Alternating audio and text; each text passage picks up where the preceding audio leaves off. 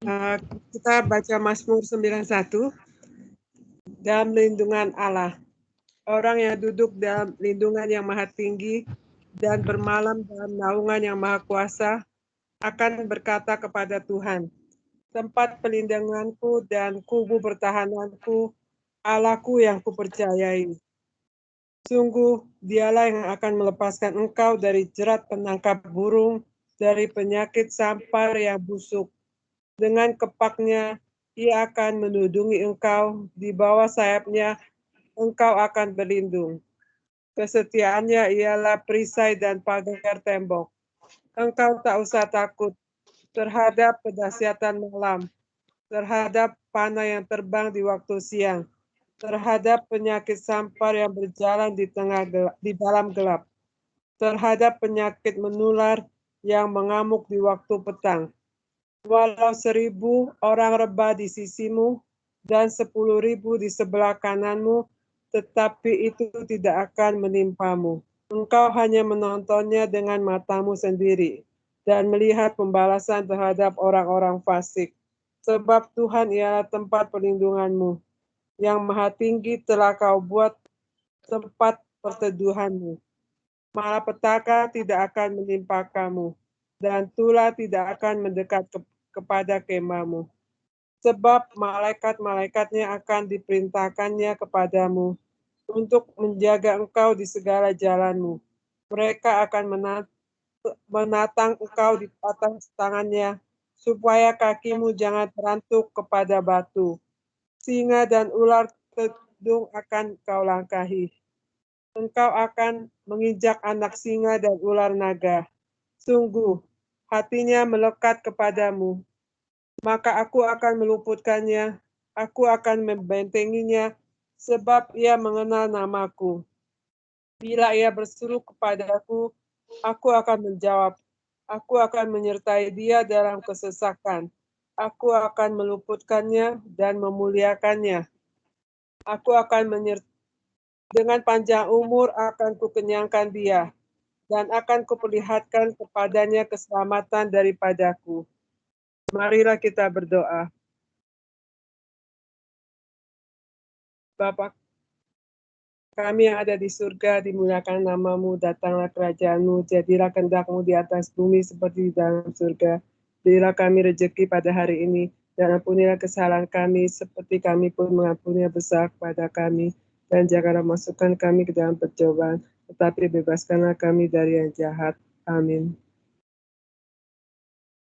Ya Bapa, kami mengucapkan syukur kepadamu, karena pada hari ini Engkau telah berkenan mengumpulkan kami pada siang hari ini, sehingga kami dapat berkumpul dengan sehat semua dan mendapatkan kasih karunia untuk mendengarkan firman-Mu yang akan dibawakan oleh Cisela.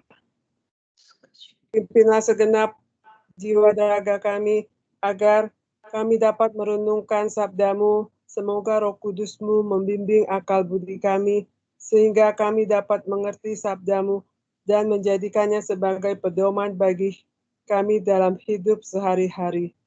Demi Kristus Tuhan kami. Amin. Demi nama Bapa dan Putra dan Roh Kudus. Amin. Thank you Ibu. Selamat siang Bapak dan Ibu, teman-teman semuanya. Shalom. Shalom. Selamat siang Bu. Selamat siang. Hari ini tema kita tentang kesuburan ya. Subur. Mungkin pada bingung, kok subur, apaan sih itu subur itu gitu. Gini, sebenarnya ini untuk mengingatkan kita bahwa bagaimanapun juga Tuhan itu selalu mengumpamakan kehidupan kita itu sebagai benih yang harus bertumbuh dan harus gitu berkembang, habis itu bisa menghasilkan buah. Itu kan? Tuhan itu selalu mengumpamakan kehidupan kita itu sebagai sebuah benih yang harus bertumbuh jadi pohon, habis itu dia harus berdaun dan berbuah, seperti itu. Nah, untuk bisa benih itu tadi bisa berbuah, maka benih itu harus berproses. Dia harus subur dulu. Benih itu harus subur dulu gitu. Nggak mungkin dia bisa bertumbuh kalau dia nggak subur. Jadi benih itu harus subur. Kalau benih itu tadi sudah subur, dia akan bertumbuh. Tapi bertumbuh tok itu nggak cukup karena ini belum menjadi akhirnya. Maka dia harus subur lagi biar dia bisa bercabang. Udah dia bercabang, dia harus subur terus biar dia bisa berdaun lalu berbuah gitu. Jadi kesuburan ini adalah sesuatu yang sifatnya continuous, terus-menerus, sehingga yang tadinya benih bisa menghasilkan buah dan berbuah lagi, dan berbuah lagi, dan berbuah lagi. Seperti itu. Jadi kesuburan itu sesuatu yang sifatnya itu berkesinambungan, bukan cuma sekali aja. Jadi itulah yang harus terjadi di dalam kehidupan kita. Jangan berpikir kita itu bisa menghasilkan buah. Kalau saya cuma bertumbuh habis itu mandek. Jangan juga berpikir saya bisa menghasilkan buah kalau saya baru bercabang habis itu mandek. Jadi kita harus terus-menerus secara subur, continuous gitu, sampai menghasilkan buah, berbuah lagi, berbuah lagi, berbuah lagi sepanjang kehidupan kita. Ini yang Tuhan mau, kehidupan kita diumpamakan sebagai pohon tuh kayak begitu.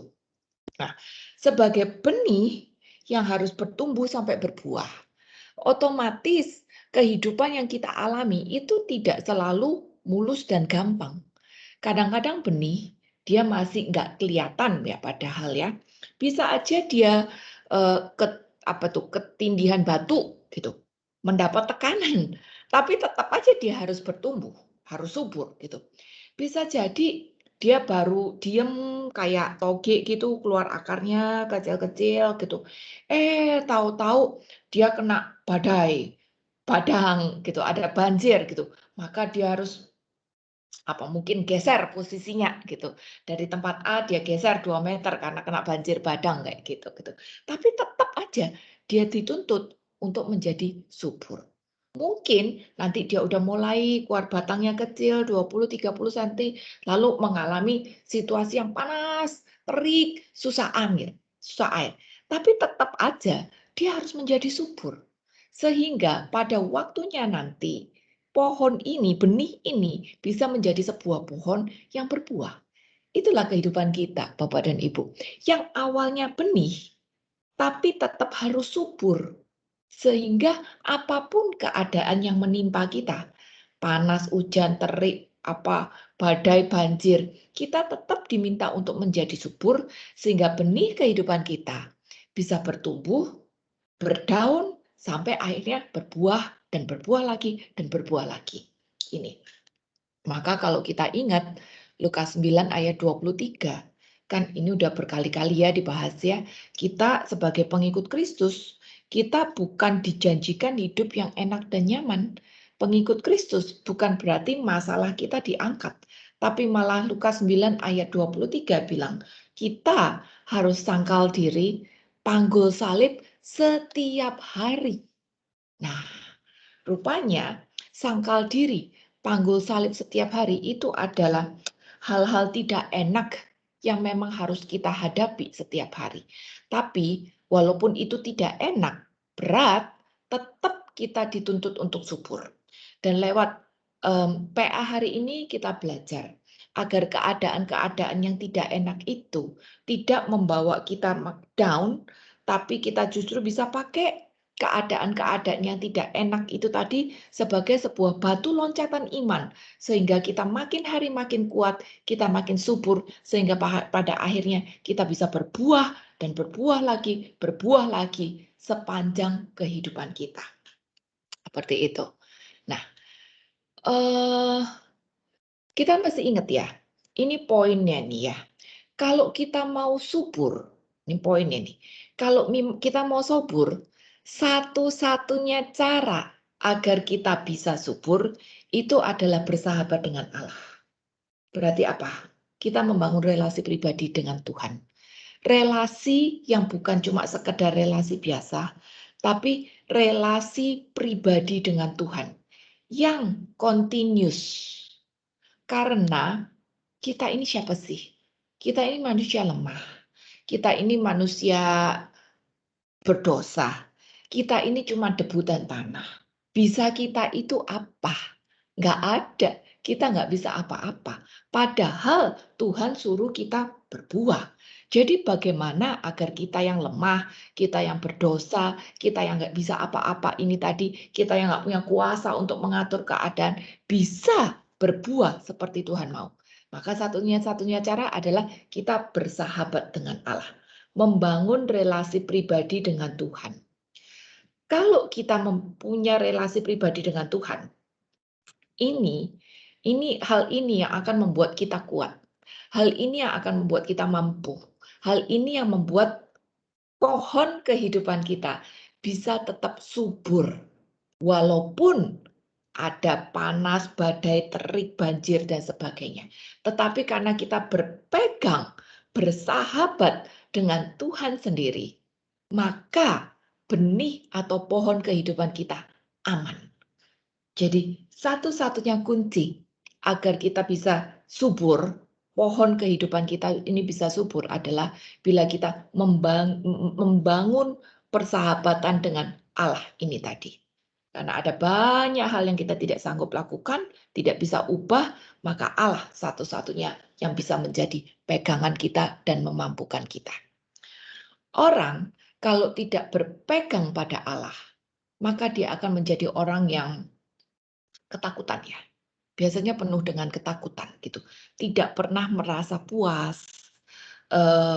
Ya ketakutan dengan segala sesuatu, dengan keadaan, merasa harus lebih ini, merasa harus ada itu gitu. Tidak ada kata cukup karena dia tidak punya security sendiri. Nah, Tuhan ini menjadi faktor yang memberikan kita rasa aman.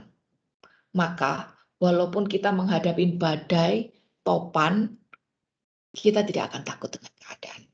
Karena kita tahu kepada siapa kita percaya. Kita tahu kepada siapa kita berpegang. Nah, Bapak dan Ibu bisa refleksikan diri sendiri. Aku tidak tahu apa yang hari ini Bapak Ibu dan alami, tapi aku tahu setiap dari kita tidak ada yang namanya bebas dari masalah. Ya, semalam aku dengerin curhat teman yang dijulitin sama rekan-rekan kerjanya. Waduh, dia disikut kiri, dia disikut kanan, dia dikata-katain gitu. Sampai rasanya nggak kuat lagi. Sampai rasanya pengen mutung kayak gitu. Tapi ya udah, habis curhat diingetin lagi bahwa kekuatan kita dari Tuhan. Aku pernah dengerin orang juga macam-macam yang kayaknya happy dengan keadaan. Kalau lihat Instagramnya, wah dia bergaul ini, bergaul dengan itu gitu. Kayaknya kehidupannya tuh luar biasa, banyak teman. Tapi kalau malam dia bisa nangis. Ntar kok nangis telepon saya gitu. Karena dia merasa sendirian, dia merasa dibuang, dia merasa kosong kehidupannya gitu. Diingetin lagi bahwa pegangan kita ini bukan teman-teman, tapi pegangan kita ini adalah Tuhan. Pegangan kita bukan cuma sekedar aktivitas lahiriah yang segambreng, tapi aktivitas rohani kita bersama Tuhan. Nah, pernah alami juga teman yang curhat, nangis, marah dengan keadaan, padahal dia udah doa, padahal dia puasa, rajin rosario, rajin ini, rajin itu gitu. Tapi dia merasa hidupnya berat banget karena tetangganya, dia merasa tetangganya tuh ngomongin dia kayak gitu, dan dia nggak bisa mengampuni orang-orang itu gitu.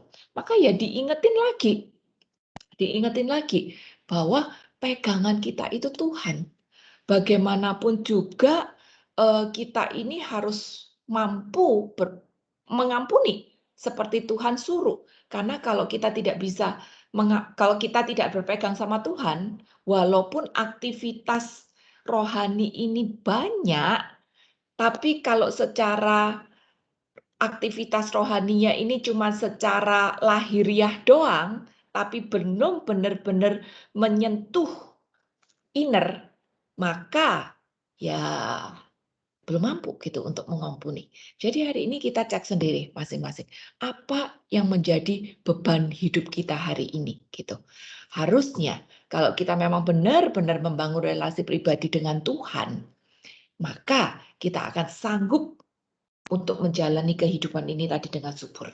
Kita tidak akan takut, kita tidak akan marah, kita tidak akan kecewa, kita tidak akan gampang baper. Kita punya security dengan diri kita sendiri karena kita tahu kepada siapa kita percaya. Seperti itu. Nah, berikutnya, jadi kalau kita sudah membangun relasi pribadi dengan Tuhan, ini sesuatu yang continuous ya, bukan cuma satu kali jadi, tapi berkesinambungan sepanjang hidup kita. Maka pasti kita subur. Kalau kita udah subur, pasti kita bisa berbuah. Yohanes 15 ayat 4 dan 5. Yohanes 15 ayat 4 dan 5. Tinggallah di dalam aku dan aku di dalam kamu. Sama seperti ranting tidak dapat berbuah dari dirinya sendiri kalau ia tidak tinggal di dalam pokok anggur. Demikian juga kamu tidak berbuah jikalau kamu tidak tinggal di dalam aku. Akulah pokok anggur dan kamulah ranting-rantingnya. Barang siapa tinggal di dalam aku dan aku di dalam dia, ia berbuah banyak. Sebab di luar aku, kamu tidak dapat berbuat apa-apa. Nah, Bapak dan Ibu, jelas banget ya. Dua ayat ini mengingatkan kita. Aku yakin semua udah hafal ya ayat ini ya. Tapi kembali lagi kita refresh bahwa kita ini bukan apa-apa. Kita ini bukan siapa-siapa. Maka kita harus tinggal di dalam pokok agar kita ini bisa berbuah. Persahabatan dengan Tuhan, relasi pribadi dengan Tuhan yang continuous. Ini yang menjamin pohon kehidupan kita ini bisa tetap subur sampai berbuah. Karena di luar dia, kita nggak bisa berbuat apa-apa. Jangankan berbuah, di luar dia, kalau kita di luar dia, disuruh apa? Nyapa orang aja mungkin juga males. Senyum sama orang yang udah jutekin kita mungkin juga males gitu. Melayani pada waktu kita sebenarnya lagi punya kesibukan dengan kantor atau apa, sebetulnya juga males gitu. Tapi di luar kita, jangankan berbuah, ngapa-ngapain juga males. Makanya ini dua ayat tekenin banget bahwa bagaimanapun juga kita ini harus punya relasi pribadi. Relasi pribadi antara roh dengan rohnya dia. Bukan cuman saya doa, saya apa tuh namanya, devosi ini, devosi itu. Tapi secara lahiriah doang, nggak mau membuka hati, nggak bisa. Kita relasi pribadi itu harus benar-benar dari hati antara roh kita dengan rohnya dia. Baru di situ ada yang namanya relasi pribadi. Dan jamin kalau kita punya relasi pribadi sama Tuhan, kita ini akan berbuah. Kita ini akan berbuah. Kita akan berubah juga karena kita menempel pada sang pokok itu tadi. Ya, jadi pastikan hari ini kita membuka hati agar kita ini bisa terus berelasi dengan Tuhan. Diubahkan oleh Tuhan itu tadi. Bukan cuma sekedar belajar-belajar, bukan cuma sekedar, oh aku mau mendengarkan banyak firman, tapi aku tidak mau hidupku diatur oleh Tuhan. Tidak, tapi justru lewat ibadat-ibadat seperti ini, misa, PA, rosario, itu kita harus bisa membuka hati sehingga hati kita, roh kita nempel sama rohnya Tuhan. Biarkan dia yang mengubah kita. Karena hanya dengan nempel, diubahkan oleh dia, kita, pohon kehidupan kita ini tadi bisa jadi subur. Seperti itu. Kolose 2 ayat yang ke-7. Ini salah satu ayat favoritku. Dia bilang seperti ini. Hendaklah kamu berakar di dalam dia dan dibangun di atas dia. Hendaklah kamu bertambah teguh dalam iman yang telah diajarkan kepadamu. Dan hendaklah hatimu melimpah dengan syukur. Bapak dan Ibu, aku percaya banget ya. Setiap urutan kata di dalam Alkitab, ini ada maksudnya. Kenapa kata yang satu ada di depan dengan kata yang lain di tengah, kata yang lain ada di belakang kayak gitu. Kalau kita lihat ya, Kolose 2 ayat 7 ini kan bilang, hendaklah kamu, yang pertama kita disuruh berakar dulu. Kalau kita udah berakar, baru yang kedua kita akan dibangun di atas dia, ya. Ada tahapannya. Akar dulu baru dibangun di atas dia. Kenapa? Karena kalau kita mau bertumbuh, itu tuh prosesnya itu harus berakar dulu. Nggak mungkin kita bisa bertumbuh kalau kita nggak berakar kan. Benih itu harus berakar dulu, baru bisa dia tuh bertumbuh. Kenapa? Akar tuh penting. Karena akar itu yang nyerap makanan. Walaupun akar itu tidak kelihatan, tapi ternyata akar itu adalah bagian terpenting untuk menunjang kehidupan sebuah pohon sampai dia berbuah. Jadi akar itu penting Bapak dan Ibu karena dia nyerap makanan. Dan makanannya apa? Makanannya itu adalah air. Kita tahu makanan dari pohon itu adalah air. Sedangkan kalau kita ngomong bahasa rohani, kita tahu bahwa Yesus menyebut dirinya sebagai air yang hidup, air kehidupan. Barang siapa minum dari aku, dia tidak akan haus lagi. Perkataannya Tuhan Yesus pada wanita Samaria pada waktu si wanita itu gali nimba sumur. Yesus menyatakan diri bahwa dia adalah air hidup.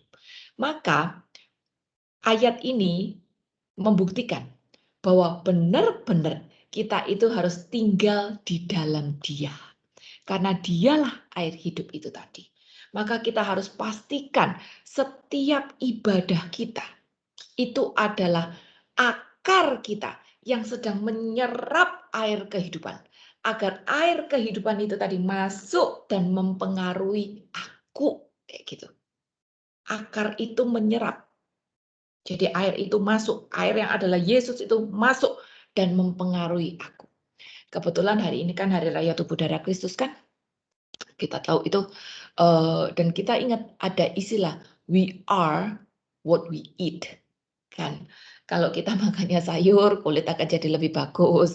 Tapi kalau kita makannya junk food, maka kolesterol darah tinggi akan naik kayak gitu kan.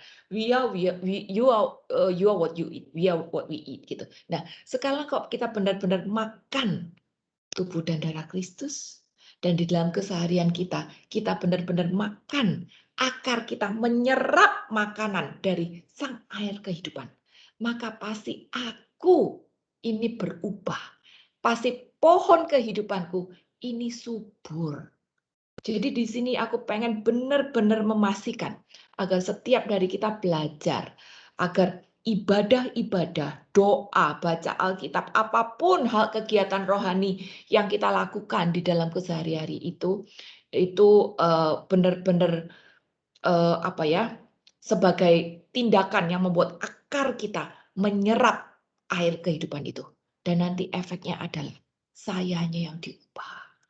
Dan itu membuat saya subur.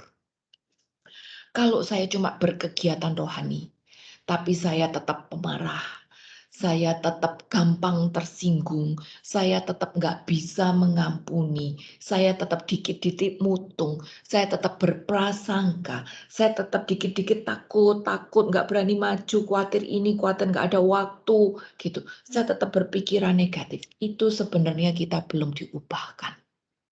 We are what we eat. We are what we eat.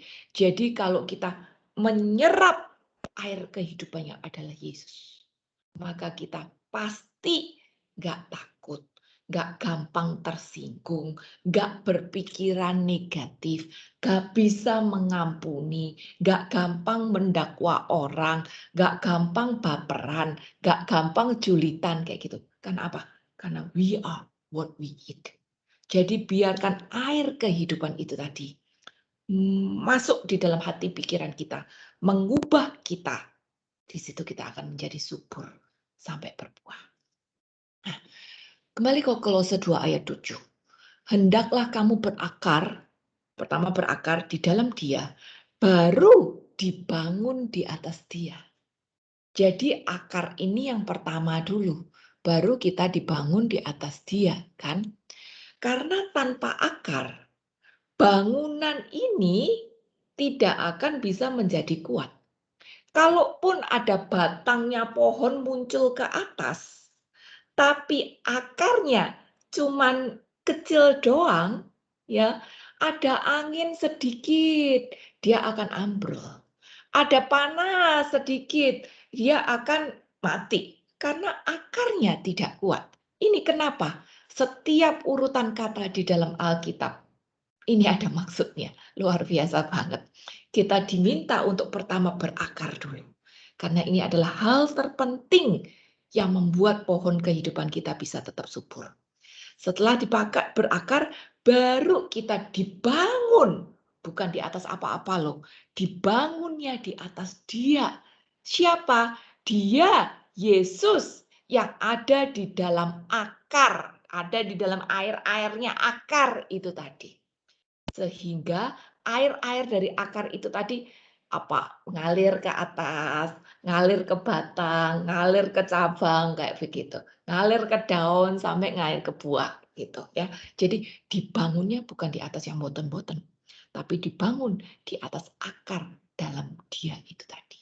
Nah, setelah kita dibangun, baru kita bisa bertambah teguh di dalam iman. Kan? Iman itu apa sih? Iman itu bicara tentang ketaatan. Iman itu bicara tentang kekuatan. Kalau ada badai, topan, kita akan tetap kuat. Kalau ada godaan, tantangan, kita tetap akan kuat. Kalau ada ya masalah-masalah kehidupan, kita tetap akan kuat gitu. Dan iman itu bicara tentang ketaatan. Iman bicara tentang ketaatan. Sering di dalam hidup ya, orang merasa, oh, yang penting kan saya tidak membunuh, saya nggak mabuk-mabukan, saya nggak mencuri, saya nggak macem-macem. Suruh berdoa ya suruh berdoa lah, misa tiap kali, PD tiap kali, saya PA juga, saya ada rosario, saya ada doa harian, lengkap deh pokoknya ya. Berarti kan saya udah beriman dong gitu. Sering orang berpikir seperti itu. Enggak. Iman itu dibuktikan dengan ketaatan. Pelaku firman dalam keseharian ini tadi, seperti misalnya kita diminta untuk mengampuni orang, bisa nggak kita mengampuni orang? Kita diminta untuk menerima kelebihan orang lain, ya bisa nggak kita menerima kelebihan dia? Atau kita merasa nggak bisa, pokoknya aku sudah yang paling benar, gitu. Pokoknya aku ketua, semua harus nurut sama aku, gitu. Enggak. Iman itu bicara tentang ketaatan. Ketaatan dari apa? Ketaatan dari seluruh firman Tuhan ini tadi. Yohanes 4 ayat 34. Ya, itu Tuhan Yesus sendiri yang ngomong. Dia bilang, makananku adalah melakukan kehendak Bapa sampai akhir. Nah, jadi iman, kita sangat-sangat apalah. Kita ini dituntut untuk menjadi seorang pelaku firman, bukan pendengar aja. Udah dipraktekin belum? Iman kita ini udah dipraktekin belum gitu. Melakukan kehendak Bapa sampai akhir. Bukan cuma kehendak Bapa yang saya suka. Bukan cuma kehendak Bapa yang saya senang. Bukan cuma kehendak Bapa yang saya bisa. Tapi seluruh kehendak Bapa. Bukan setengah jalan. Tapi sampai akhir. Ini yang dimaksud bertambah teguh di dalam iman. Di dalam perjalanan ketaatan iman itu tadi. Bisa jadi sebenarnya saya nggak bisa. Tapi selama kita mengandalkan Bapa, kita pasti diberi kemampuan itu tadi. Bisa jadi sebenarnya kita tidak mau. Nangis-nangis pada saat disuruh melakukan itu. Tapi saat kita berani melangkah seperti Bunda Maria mau melakukan, walaupun nggak bisa, walaupun nggak mau, Tuhan yang memampukan. Gitu. Sampai akhir. Jadi jangan pernah takut. Aku percaya gini, jangan pernah takut untuk mengambil satu langkah kewajiban yang Tuhan percayakan kepada kita. Tugas pelayanan apapun, bisa di dalam lingkungan gereja, bisa di dalam lingkungan di luar gereja juga. Tapi selama Tuhan kasih ini kepada kita enggak nyari-nyari ya, tapi Tuhan kasih ini di atas pengakuan kita, gitu. Kita belajar aja untuk taat. Masalah bisa nggak bisa, itu urusannya Tuhan. Kalau Tuhan suruh, Dia pasti mampukan. Yang penting kita belajar untuk mau menerima, seperti Bunda Maria. Nah, masalah enteng apa nggak enteng, ya pasti sebetulnya nggak enteng. Tantangan pasti ada, tapi kita bukan diminta untuk sukses. Kita diminta untuk setia sampai akhir. Ini kualitas iman yang teguh. yang hanya bisa terjadi kalau kita punya relasi pribadi dengan Tuhan, bersahabat dengan Tuhan yang membuat akar kehidupan kita nempel sama airnya Tuhan Yesus itu tadi. Baru kalau kita lakukan ini semua berakar, dibangun, bertambah teguh di dalam iman, baru hati ini bisa melimpah dengan syukur. Hati melimpah dengan syukur. Ini bukan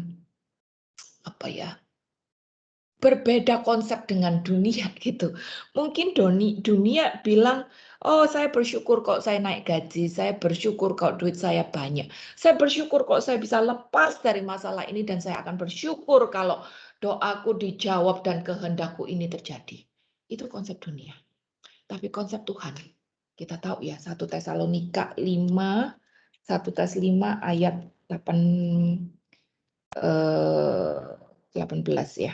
16, 18. Bersukacitalah senantiasa. Mengucap syukurlah dalam segala hal. Itu kita hafal itu maunya Tuhan. 1 Tes 5 ayat 16 dan 18.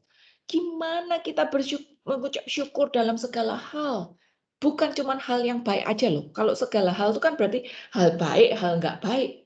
Hal menyenangkan, hal tidak menyenangkan. Hal sehat, hal sakit, hal ada uang, nggak ada uang. Semua kita disuruh bersyukur. Orang dunia bilang, lu gila lu ya. Masa lu ditip orang lu bersyukur? Masa lu lagi sakit lu bersyukur? Itu pandangan dunia. Tapi kalau kita berakar di dalam Tuhan, bertambah teguh, dibangun di atas Tuhan, dan tambah teguh di dalam iman, kita memang mampu untuk mengucap syukur di dalam segala hal. Orang dunia bisa lihat kita masalahmu segudang. Orang dunia bisa ngomong, ya tantanganmu luar biasa. Tapi mereka kan lihat, kok kamu bisa bersyukur? Kok kamu bisa nggak kehilangan sukacita? Kok kamu bisa tetap senyum? Kok kamu bisa tetap menjalani kehidupan dengan enteng? Kok kamu tetap bisa sukacita dan damai sejahtera? Inilah syukur yang sesungguhnya. Bukan syukur seperti konsep dunia, tapi benar-benar syukur di dalam segala hal. Itu hanya bisa terjadi kalau hati ini meluap. Nah, bagaimana hati ini bisa meluap dengan syukur? Satu-satunya cara itu tadi. Akar kita menyerap air kehidupan. Bersahabat dengan Yesus. Maka Dia yang akan mengaliri seluruh pohon kehidupan kita.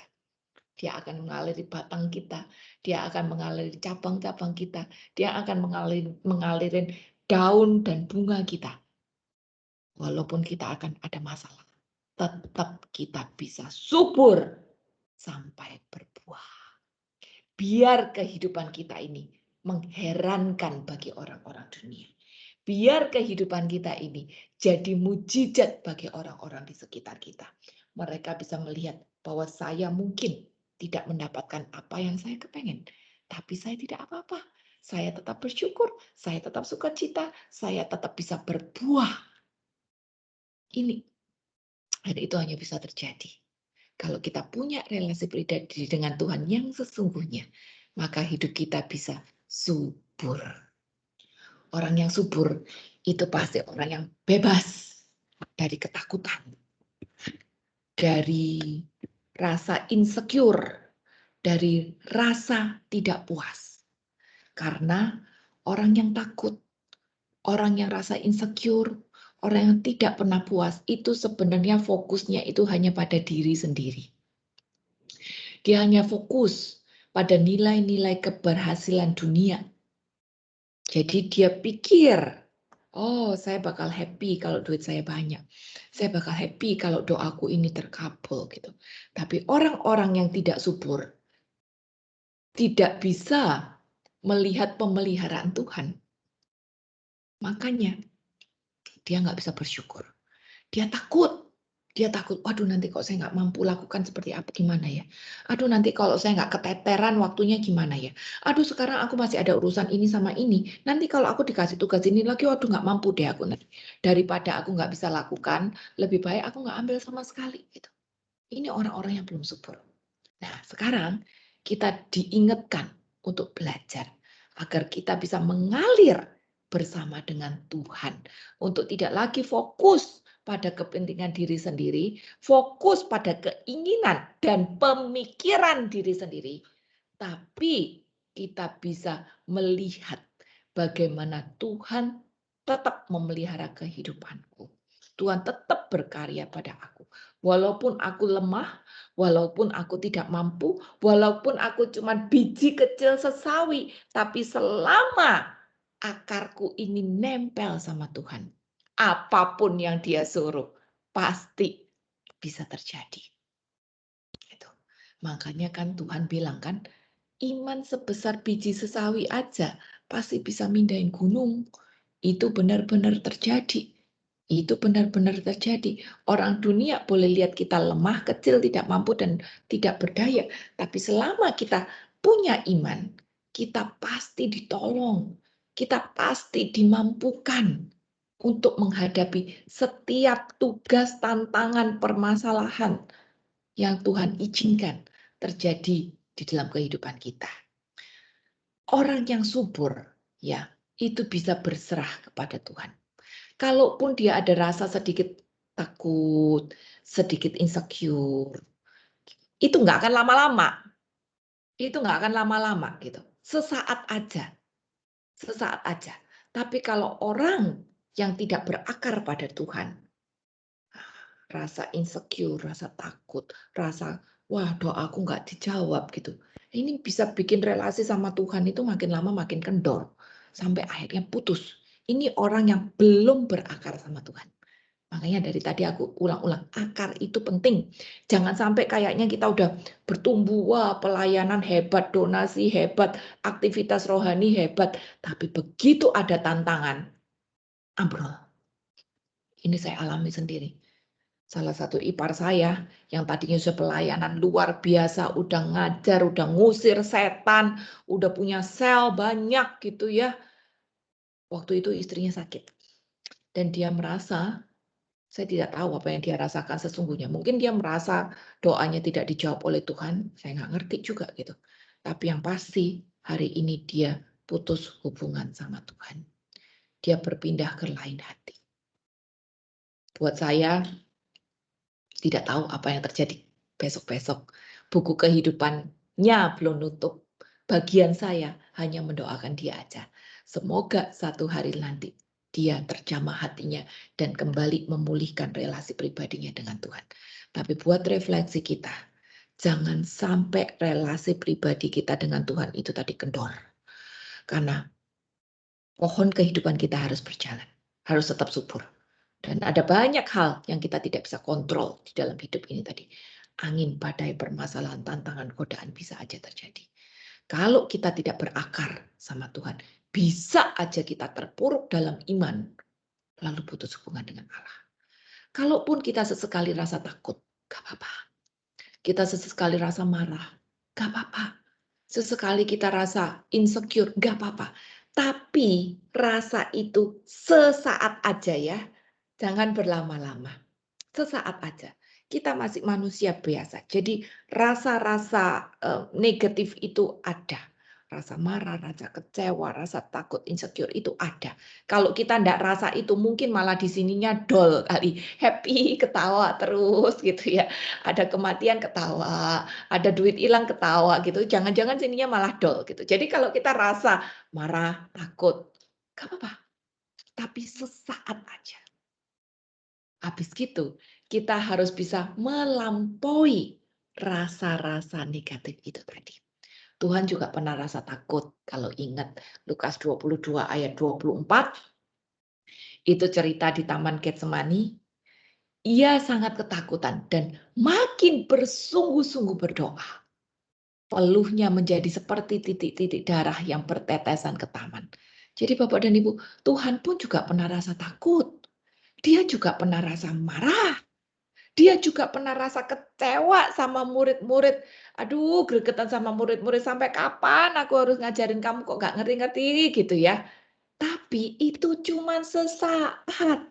Lalu apa yang habis itu Tuhan lakukan? Semakin takut, dia makin sungguh-sungguh berdoa. Bapak dan Ibu teman-teman, kalau kita takut, apa yang kita lakukan? Berdoakah? Ngocekkah? Teriak-teriakkah? Ngerecokin orang-orang di sekitar, gimana nih? Gimana nih? Aduh, aku harus apa? Aku harus apa? Coba kita cek sendiri. Reaksiku, kalau aku lagi takut gimana? Senewenku tuh kayak apa? Hatiku deg-degannya tuh kayak apa gitu. Sanggupkah imanku ini ngontrol ketakutanku?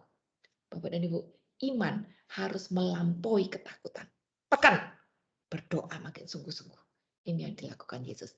Jangan sampai ketakutanku melampaui iman dan menekan imanku. Jadi Tuhan udah kasih tipsnya ya.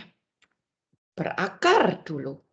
Baru kita dibangun sama dia, di atas dia. Makin sungguh-sungguh, makin teguh. Kalaupun ada sedikit badai topan yang menakutkan kita, biar ini membuat kita makin sungguh-sungguh lagi di dalam berdoa. Sehingga akar kehidupan kita makin dalam melekat pada Tuhan. Makin kuat menyerap air kehidupan itu tadi. Ingat di dalam Alkitab ada berapa kali kata jangan takut? 365 kali kan? Berarti Tuhan udah siapkan satu hari satu. Karena setiap hari ada tantangan yang berbeda-beda. Tapi satu hari Tuhan bilang jangan takut, hari besok Tuhan bilang jangan takut, hari besoknya lagi Tuhan bilang jangan takut. Biar apa?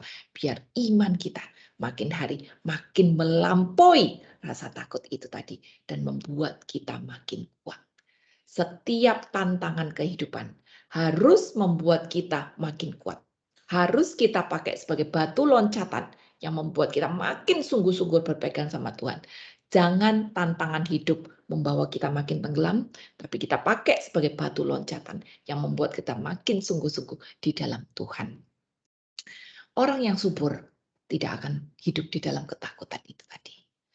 Orang yang subur itu akan hidup di dalam kasih-Nya Tuhan juga. Kenapa? Karena dia berakar, dia bisa bersyukur, dia bisa komit. Lihat betapa pentingnya akar itu tadi. Karena akar yang menempel pada air kehidupan itu membuat kita bisa berdamai dengan keadaan. Ya, bisa berdamai dengan keadaan. Karena akar kita nyerap air kehidupan sendiri. Jadi kita bisa berdamai dengan keadaan. Kita ambil contoh ya. Kayak Yesus. Yesus itu waktu dia jadi manusia, dia bukan mengalami kehidupan yang gampang loh. Dia bukan, wah mentang-mentang dia raja alam semesta, dia hidup di istana, dia hidup nyaman, dia hidup diladenin kiri kanan, semua orang nurutin dia, kagak. Walaupun dia raja, bukan cuma raja dunia, raja seluruh alam semesta, ternyata dia tidak mengalami hidup yang nyaman. Dia lahir jadi manusia, di kandang pula. Kagak ada yang nolongin, jauh dari orang-orang, yang visitornya juga cuma 3 raja, nggak ada orang lain datang ke dia gitu. Miskin, harus pindah dari satu tempat ke tempat lain karena diuber-uber mau dibunuh. Waktu kecil dia pun juga membutuhkan pertolongannya Bunda Maria. Bunda Maria mandiin dia, Bunda Maria suapin dia, ngajarin dia jalan, ngajarin dia, mungkin Father Yosef ngajarin dia bikin apa tuh kerajinan kayu-kayu gitu. Udah gede ngajar, dia yang raja semesta, bukan semua orang nurut sama dia, kagak. Dia ditentang kiri, dia ditentang kanan, dia dijulitin kiri, dia digoreng kanan gitu. Lebih parah situasi politiknya waktu itu daripada kita hari ini. Mau dibunuh terus. Dan dia mengakhiri hidupnya bukan sebagai raja pahlawan yang dielu-elukan. Dia mati sebagai penjahat. Tapi kenapa dia bisa jalanin itu semua? Karena dia bisa berdamai dengan keadaan. Ya. Berserah. Berserah itu bukan pasrah. Berserah itu bukan nerimo. Berserah itu berarti saya mengusahakan yang terbaik. Tapi apapun hasil yang terjadi, saya percaya itu adalah dari Tuhan yang terbaik. Saya enggak maksa, pokoknya mauku gini. Pokoknya pendapatku gini. Pokoknya karepku gini. Enggak. Saya melakukan yang terbaik. Tapi bagaimanapun hasilnya, saya percaya itu yang terbaik yang dari Tuhan. Itu orang yang berserah. Bapak dan Ibu, jalan Tuhan itu sempit. Bukan jalan yang lebar dan nyaman. Jalan Tuhan itu bertentangan sama tradisi dan tawaran-tawaran dunia. Makanya kita yang pengikut Yesus harus benar-benar hidup di dalam kasih. Berakar di dalam Dia. Sehingga kita enggak, kalau bahasa Jawanya, katut gitu. Kebawa, ketularan, kebawa sama tradisi dunia. Karena bagaimanapun juga, kita yang pengikut Kristus nggak boleh kebawa sama tradisi dunia. Kita tetap harus hidup di dalam tradisi surga. Ketaatan. Inilah tradisi surga. Ketaatan pada ini. Ini adalah tradisi surga. Seperti itu. Maka sering kita mengalami ketakutan, sering kita mengalami tantangan, sangkal diri, panggul salib tiap hari. Bukan jalan yang lebar dan nyaman, tapi tetap kita harus tetap bisa berdamai dengan keadaan. Sering di dalam hidup kita alamin orang-orang yang berbeda dengan kita. Gak sependapat dengan kita. Walaupun kita pikir saya udah berikan yang terbaik, saya udah lakukan terbaik. Kenapa kamu gak bisa sepakat? Kenapa kamu berbeda sama aku? Kenapa kamu gak nurut sama aku? Ya udah, bagian kita berdamai sama keadaan. Pakai prinsip yang waras ngalah.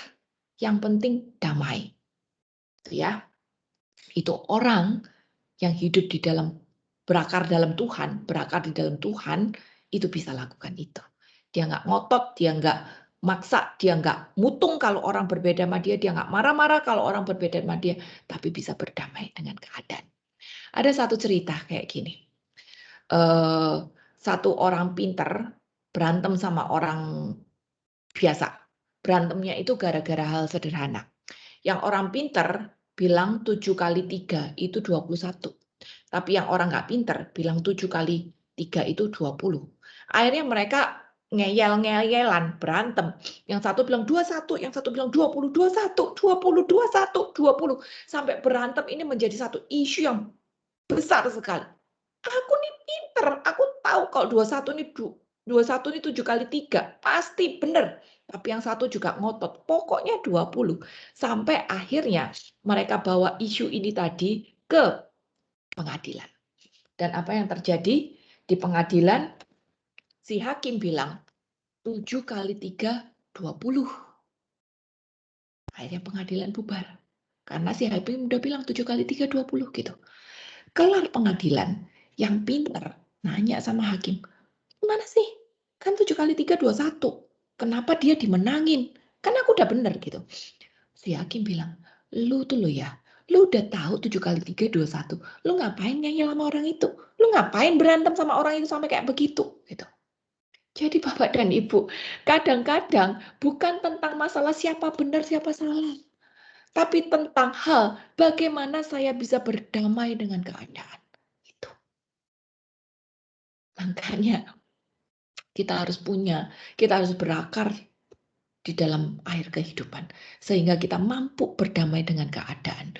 Kita mampu berdamai dengan orang-orang yang ngotot itu tadi, yang ngeyel, yang merugikan kita, yang maksa kita, yang memojokkan kita. Yang penting kita bisa berdamai dengan keadaan. Inilah sangkal diri, panggul salib sesungguhnya setiap hari di dalam mengikuti Yesus.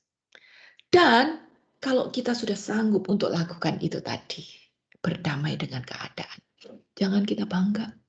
Jangan kita bangga. Kita ini lemah kok, kita ini bukan siapa-siapa. Tapi kita harus ingat, 2 Kor 3 ayat 5. 2 Kor 3 ayat 5. Itu bilang, dengan diri kami sendiri, kami tidak sanggup untuk memperhitungkan sesuatu seolah-olah pekerjaan kami sendiri. Tidak. Kesanggupan kami adalah pekerjaan Allah. Kalau hari ini Bapak dan Ibu, Kita pengen marah tapi nggak jadi marah. Kita pengen nyaut tapi nggak jadi nyaut. Kita kepengen nggak ngampuni dia tapi kita tetap ngampuni. Kita nggak kepengen nyapa dia tapi tetap nyapa. Kita nggak kepengen senyum tapi kita tetap senyum. Dan kita bisa lakukan itu. Kesanggupan kami adalah pekerjaan Allah. Bukan karena aku. Tapi karena Allah, Roh Kudus, yang menghidup di dalam aku, yang menjadi air yang mengalir di hati, mengalir di pikiran, mengalir di lidah bibir, mengalir di dalam kehidupanku. Air Roh Kudus itu tadi yang memampukan aku. Bukan aku yang bekerja, tapi Dia di dalam aku yang bekerja. Jadi Bapak dan Ibu, apapun yang Bapak Ibu teman-teman hadapi hari ini ya, pakai masa ini, pakai masa-masa ini untuk menjalin persahabatan dengan Allah makin sungguh-sungguh. Sehingga akar kita makin kuat. Sehingga kita makin subur di dalam segala macam situasi. Dan kita bisa tetap berbuah di dalam segala macam keadaan. Ya, Tuhan mau kita subur. Walaupun panas, Tuhan mau kita subur. Walaupun badai, Tuhan mau kita tetap subur. Walaupun terik, Tuhan tetap mau kita subur. Sehingga kita bisa berbuah di segala macam musim. Makanya orang yang subur, dia berakar di dalam Tuhan, hidup di dalam kasih, dia bisa bersyukur. Bersyukur, tadi kita udah baca 1 Tes 5 ayat 16-18, bersyukur di dalam segala hal. Hal baik, hal buruk, hal mampu, hal nggak mampu. Dia bisa bersyukur. Kenapa dia bisa bersyukur? Karena mindset-nya berubah. Contohnya ya, Yohanes 6 ayat 5-15. Yohanes 6 ayat 5-15.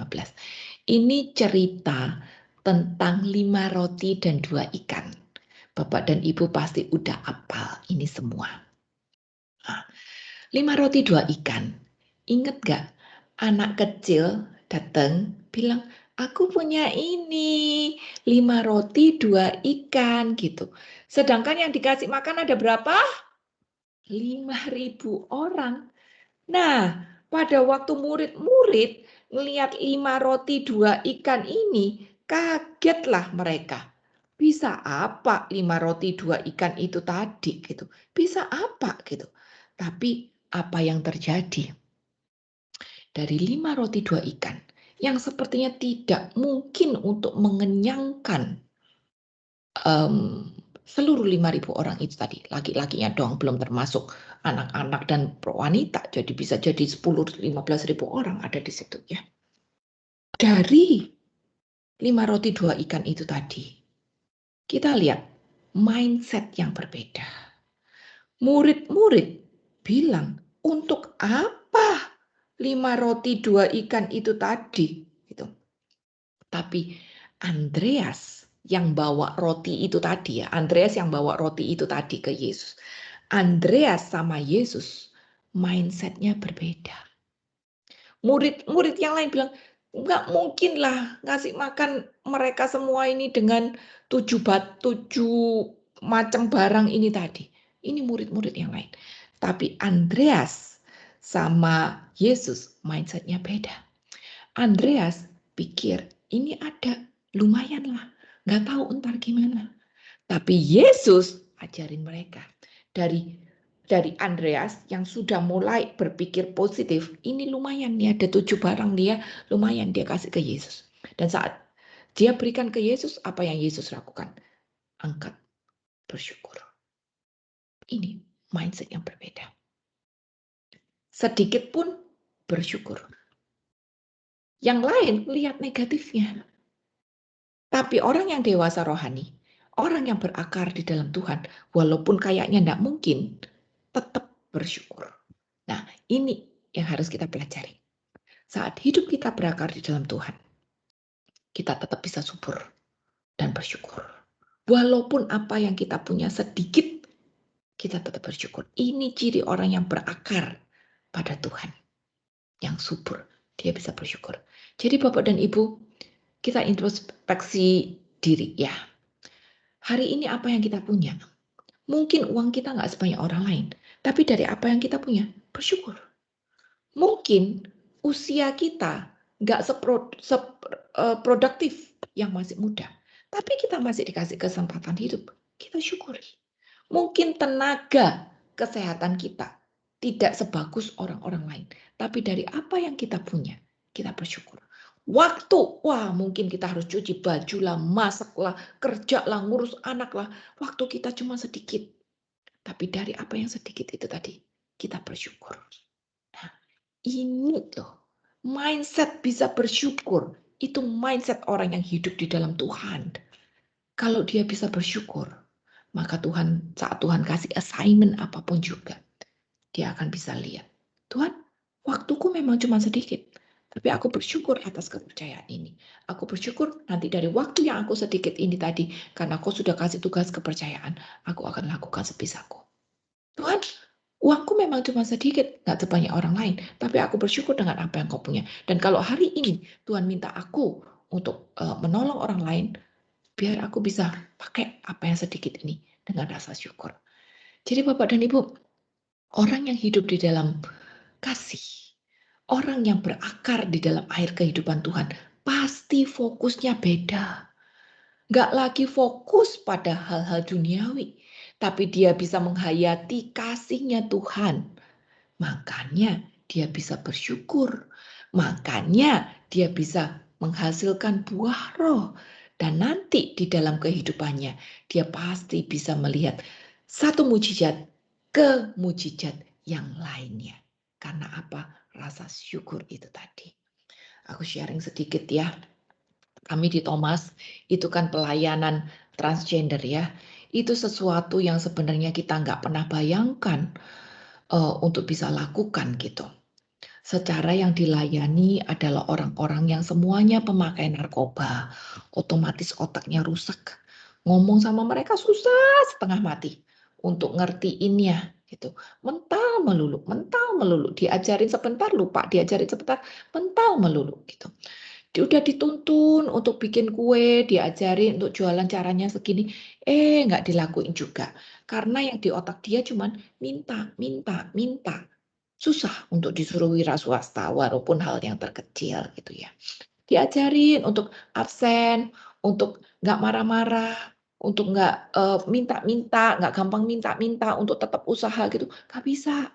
Kalau minta nggak dikasih, wah kita bisa dikata-katain, kita bisa diteror dengan WA, kita bisa diteror dengan telepon gitu. Karena merasa apa yang dia minta nggak dikasih kayak gitu. Jadi bukan pelayanan yang gampang. Belum lagi dalam hal dana dan pekerjanya. Setiap kali melayani mereka, kita di Thomas butuh hampir 20 juta loh setiap bulannya untuk melayani mereka itu tadi. Belum lagi namanya pekerja ya, volunteer. Ada yang in out kayak gitu. Ada yang belum bisa komit dengan segala tantangannya gitu. Jadi secara internal tantangannya itu banyak banget gitu. Tapi ya kita cuma belajar untuk bersyukur. Dengan orang yang ada berapa, bersyukur. Dengan dana yang ada berapa, bersyukur. Dengan segala macam keterbatasan, bersyukur. Pokoknya belajar maksimal aja dari apa yang kita punya. Dan ajaibnya Bapak dan Ibu, walaupun kita punyanya sedikit, aku cuma bisa lihat ini sebagai mujizat ya. Kok dana itu tiap bulan ya dicukupin terus? Ada aja yang nambah, ada yang ngasih gitu. Nanti tenaga kita kurang, tahu-tahu bisa ada yang bilang, oke aku bulan ini bantuin ya, kayak gitu-gituan. Jadi bagian kita itu bukan untuk menyediakan 5.000-nya, enggak. Bagian kita bukan menyediakan 5.000-nya. Bagian kita adalah bersyukur dengan 5 roti 2 ikan sedikit yang kita punya itu tadi. Sisanya bagian Tuhan. Itu. Sisanya bagian Tuhan. Jadi hari ini untuk punya mindset bersyukur dengan sedikit yang kita punya. Itu dibutuhkan satu hal. Persahabatan dengan Allah. Berakar pada sang air kehidupan itu tadi.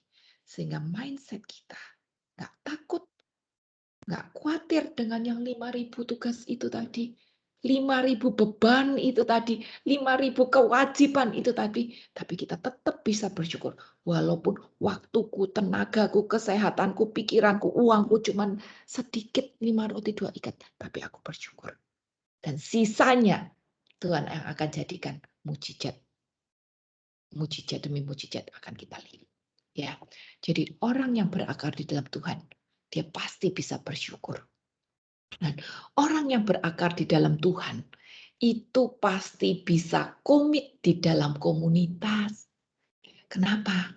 Karena sadar, aku nih lemah. Aku nih butuh support. Aku nih harus butuh teman-teman yang nguatin agar bisa bertahan. Karena Tuhan mau aku berbuah. Maka aku butuh komunitas yang ngingetin aku, yang support aku gitu. Makanya komitmen pada komunitas ini tadi adalah sesuatu yang harus kita lakukan. Bukan cuma datang kalau aku bisa, datang kalau aku ada waktu, enggak. Tapi komitmen di dalam komunitas ini tadi adalah sebuah bentuk kerendahan hati sebetulnya. Yang menyadari bahwa saya lemah, saya berdosa, saya banyak kedagingan, maka saya sadar saya butuh bantuan. Dan komunitas adalah fasilitas yang Tuhan sudah sediakan untuk aku, sehingga aku bisa dapat support, aku bisa tetap bertahan, aku bisa dikuatkan, aku bisa diluruskan, sehingga aku bisa terus berbuah sesuai dengan kehendaknya Tuhan. Jadi Bapak Ibu teman-teman, hidup itu adalah pilihan ya. Kalau kita mau memilih untuk makin kuat berpegang di dalam Tuhan, kita mau memilih agar kita tetap bisa subur dan berbuah, maka bagian kita adalah komit pada komunitas itu tadi. Ibrani 10 ayat yang ke-25 bilang, janganlah kita menjauhkan diri dari pertemuan-pertemuan ibadah kita, seperti yang dibiasakan oleh beberapa orang. Tapi marilah kita saling menasehati, semakin giat melakukannya menjelang hari Tuhan yang makin dekat. Makin giat, makin komit. Orang lain ecek-ecek nggak apa-apa, biarin. Yang penting aku harus makin baik. Aku harus makin komit. Aku harus makin teguh di dalam Dia. Karena waktu Tuhan makin dekat. Jadi sekali lagi, kita harus beda dengan orang dunia.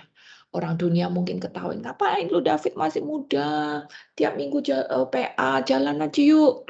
Ivan kamu masih muda, ngapain itu mah kalau urusan rohani mau ntar aja lah, kalau udah 65 tahun ke atas, udah deket-deket surga, udah deket-deket check out barulah. Nah, kita harus berani tampil beda. Ini ciri orang yang berakar pada Tuhan. Air kehidupan. Dia berani tampil beda. Dia berani bayar harga. Dia punya kerendahan hati untuk mengerti bahwa saya adalah orang lemah yang butuh memperkuat diri lewat komunitas. Seperti itu. Jadi Bapak dan Ibu, ya kita harus subur. Dan pada akhirnya orang yang subur itu pasti bisa melakukan tugas perutusannya. Ya, setiap kita punya tugas perutusan kita kan, tugas perutusan di pot ember kita masing-masing. Kita diutus di keluarga kita masing-masing. Kita diutus di kerjaan kita masing-masing. Kita diutus di lingkungan tempat tinggal, kos-kosan, RT RW kita masing-masing. Setiap kita diutus di tempat di mana Tuhan taruh kita hari ini. Dan ini hanya bisa kita lakukan kalau kita punya relasi pribadi dengan Tuhan. Kita punya kesadaran akan panggilan tugas perutusan itu tadi. Ya, jadi saya sudah tidak lagi hidup untuk diri saya sendiri, tapi saya sadar bahwa Tuhan taruh saya di keluarga ini, di RT ini, di kerjaan ini, karena Tuhan mau saya berbuah di sini. Makanya harus subur. Walaupun keadaan mengecewakan, tetap harus subur. Walaupun tidak mengerti kenapa ditekan gini, kenapa disikut gini, tetap harus subur. Karena Tuhan mengutus saya di tempat ini. Hidup harus jadi berkat. Harus subur, harus berbuah. Makanya kita harus bisa berakar di dalam Tuhan, sehingga di dalam setiap situasi kehidupan kita bisa terus berbuah. Kisah 20 ayat 35b bilang, dalam segala perkara saya sudah memberi teladan kepadamu, bahwa dengan bekerja keras seperti ini, kita harus menolong orang-orang yang tidak kuat. Nah, itu kan?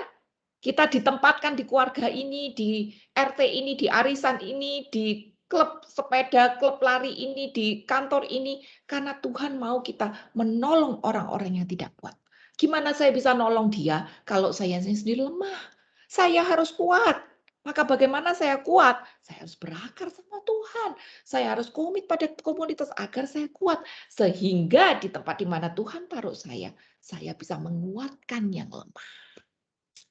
Karena kita harus ingat akan apa yang Tuhan sendiri, Yesus sendiri sudah katakan, lebih berbahagia memberi daripada menerima.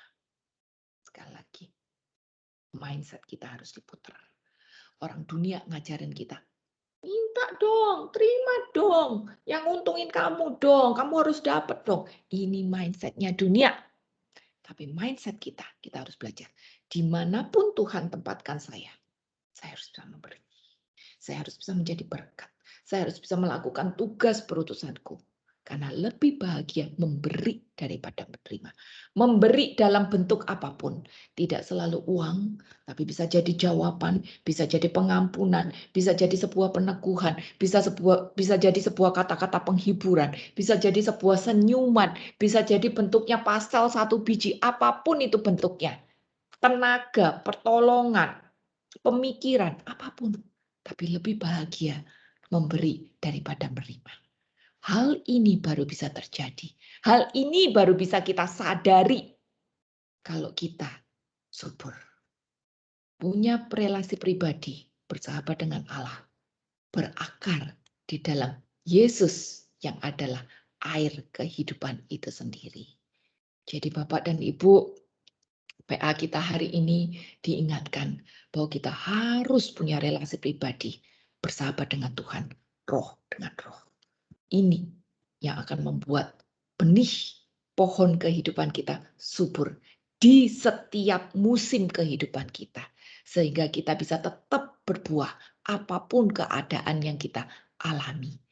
Bagian kita adalah untuk bisa terus menyadari kehadiran Allah dan membiarkan Dia menuntun setiap pilihan hidup kita. Bukan mauku, tapi maunya Dia.